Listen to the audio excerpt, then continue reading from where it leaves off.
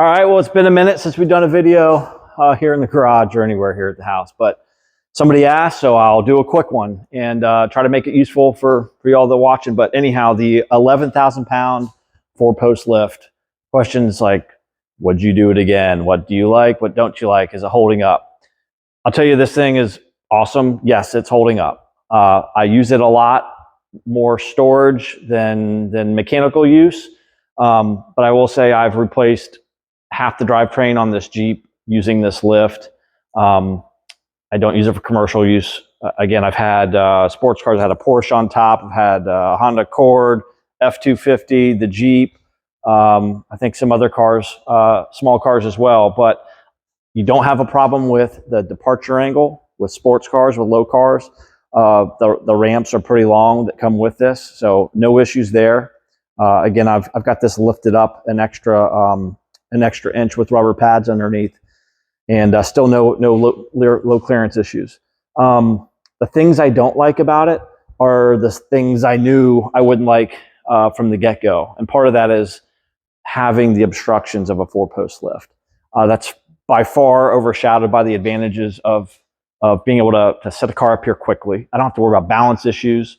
With the 2-post lift, if you lift it up and you're pulling off a 200-pound rear axle, like, is it going to tip forward? You don't have to worry about any of those sorts of things. It's got the jack plate. It's got the rolling jack underneath. I've had all 4 tires off, the whole Jeep up in the air, and I've dropped the gas tank at the same time. Things like that I feel like you can't do with the 2-post lift without a bunch of extra like transmission jacks and things like that. Operation, I mean, there's nothing to really say about it. It's still quiet. It operates flawlessly. It was super easy to install. If you have any mechanical ability at all, if you're using a lift, you have the knowledge of what it takes to get this thing leveled out, tuned, and synchronized as far as your lift locks go. I think it took a couple hours to put together. The only thing you need is a hoist, like a material hoist to do it, to set it up. That made all the world of a difference. I did it all by myself, with the exception of my wife, for like standing up two of these posts.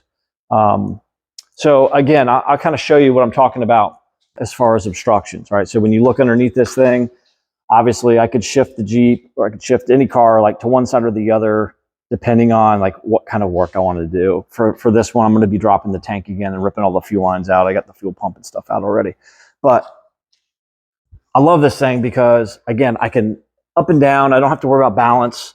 I can hop up underneath easily, easily get to everything underneath. I've got all sorts of areas to leave tools all over the place. And again, I can use this and flip it upside down and put a third jack or even a 4th jack under here if I wanted to lift one side or the other. Again, I'm going to drop the tank. I'm going to have to drop the transmission here. So again, I can roll this. This is a mechanical jack. I know some folks have gotten the air ones because they're faster, but quite frankly, I don't use it that much, and it takes 20 seconds to jack it up. Things I don't like, I got to remember to be better centered up front, right? So you can see if I want to get this by, it's going to hit the tire. All I got to do is pull that out, and it gives me the extra clearance I need to push that thing through. But small things. Again, when you're underneath, there's no obstructions in the middle, which is great. But if I want to get on the side, over here, and let's just say I wanted to reach these bolts, like, it's kind of an awkward spot. Either come from the inside or over here, and I got to reach.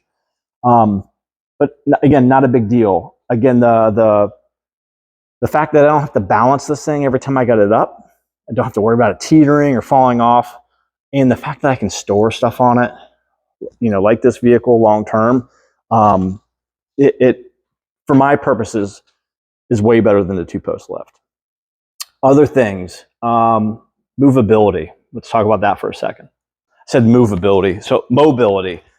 All I got to do is use the included casters and basically strap them on here, and I could drop this thing down, and its own weight lifts the post up off the ground. So with a 2-post lift, I had planned for a 2-post lift. In fact, I had thickened slab. I had like 1 foot thick slabs laid out where I wanted my 2-post lift. But by the time I get the walls up and park my truck in here, I realized that my biggest mistake was not building a bigger garage. But I wanted the ability to move it. Like, what if I got a bigger vehicle? What if I got a toy hauler, trailer, boat, whatever I wanted to bring in here?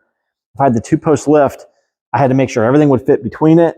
And, you know, it didn't give me the freedom I wanted. So the best example I can tell you is I pulled my truck out. I lowered everything off this. I lowered it down by myself with the casters, pushed it all the way off to the side over there. I brought in a 30-foot boat. We worked on the boat in the middle of winter. So, I mean, there's a lot to be said with the, you know, the flexibility of a 4-post. If you've got a giant garage or even a small garage and you got a dedicated bay, or you do a ton of work, like maybe suspension work or something, I'm not sure like what type of work would be most advantageous for a 2-post, but like for me, like tinkering with this thing, having the ability to have a flat surface in here and have different jack points, and again, not have to worry about balance, that's probably, by far, it's the reason I bought it, right? But think about that if you're going to buy this lift. Other things you got to keep in perspective is when you're actually working with the lift down, you know, the vehicle's going to be an extra couple inches higher. So the Jeep, the hood's a little high. My truck's certainly high. Even if you're standing on this, like you only get a little bit of room on the sides if you get on your tiptoes, but it's higher. You can't just stand on the ground like I am. You're going to have to get on a step stool or something like that to get in the engine bay. Make sure I always have to put that jack plate all the way up to the front, and I stand on that so I don't frickin' fall through the front or something like that. So that's another thing I don't like about it. But again, I knew that going into this. This lift does not have adjustable, adjustable platforms, but they're really wide. I think these are considerably wider than the other 4-post lift, even like the 9,000 pounds. I think a couple of them have the ability to use a narrow track or a wide track. These are wider. Again, sometimes you got to think about that. Like there's plenty of forgiveness, but if you get too far for one side, you're not going to be able to get the jack on the positions you want it to. All right, so another thing that I take in consideration is even though these arms extend pretty far, they may not line up perfectly for what you want.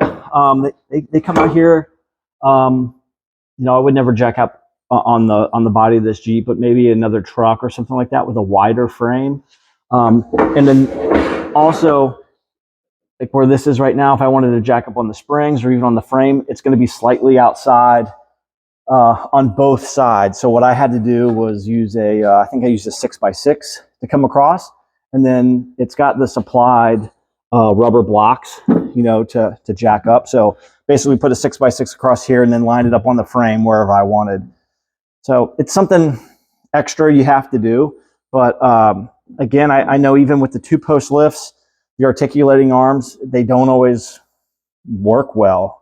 And you got to use extensions on those too. And again, there's a lot less thinking that has to be done as far as rolling a car up on here and getting it stored in position and start working on it. So I think the last thing is the jack plate itself. The jack plate itself does flip over, but it's not flush.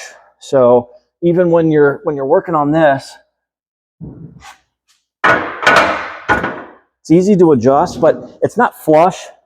So I can't remember if it was a 2x4. It's not quite a 2x4. It's almost like 1 inch difference here. And then you've got this raised dimple here for the drain. It sure would have been nice if this was perfectly level, because then if I had a mobile, like a floor jack, you don't have to worry about it being on an angle or falling off. I think what's absolutely necessary with the 4-post lift is one of the little airbag jacks. So got one of those.